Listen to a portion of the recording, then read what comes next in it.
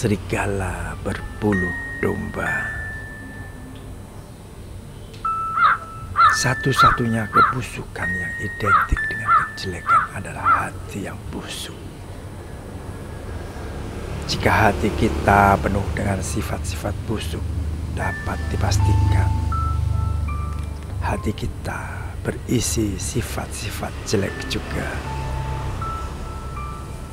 Mungkin saja wajah kita tampak ramah, senyum di setiap tempat, senyum dengan siapa saja yang ditemui, tampak seperti dermawan. Tetapi jika hati kita busuk, maka kejelekan tidak bisa lepas dari diri kita. Hati yang busuk dan jelek tidak dapat dibungkus oleh keramahan, senyum, baju bagus, bahkan mobil mewah. Orang berhati busuk tampak seperti serigala berbulu domba. Iya, serigala berbulu domba. Hati-hati dengan orang seperti ini. Tampak halus di luar, tampak baik, tampak sopan dalam tuturan, tampak suci, tampak baik dalam sikap. Tetapi jika disingkap, akan kelihatan taring serigalanya dan kejelekan budi.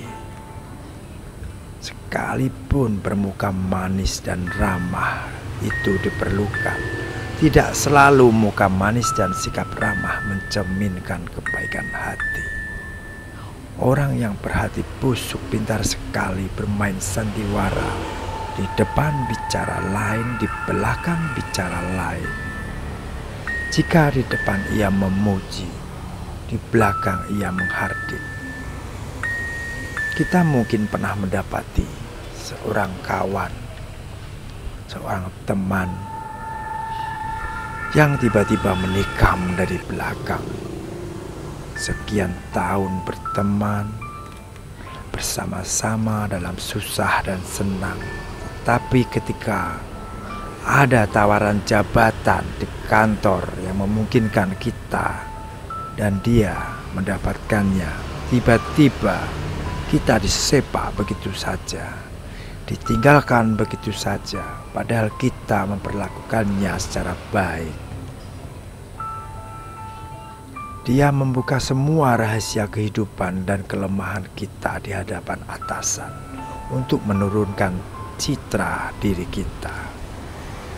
Kita mungkin juga pernah punya pengalaman organisasi ketika kawan kita menggunting dalam lipatan. Ia menghancurkan kita tanpa kita menyadarinya. Di depan ia memuji dan mendukung, tetapi di hadapan orang lain ia menghardik. Jika bertemu ia melayani kita seolah-olah kita adalah raja. Tetapi ketika kita tidak ada, ia memperlakukan kita sebagai musuh bebuyutan. Satu hal yang sulit dimengerti dari manusia adalah soal ini. Seorang kawan dapat dengan mudah berubah menjadi musuh oleh suatu sebab yang tampaknya sangat sederhana. Boleh jadi karena sebab ekonomi, memperebutkan proyek atau penghasilan, sebab politik, memperebutkan jabatan, sebab popularitas, dan sebagainya. Dalam sekejap, pertemanan yang dibina bertahun-tahun dapat hancur seketika.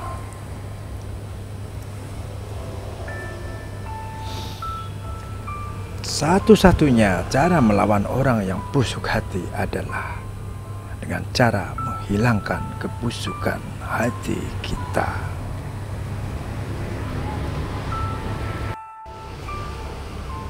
Kebusukan hati dapat dikikis perlahan-lahan. Kebaikan hati hanya dapat bersemai pada hati yang selalu berusaha menjadi baik.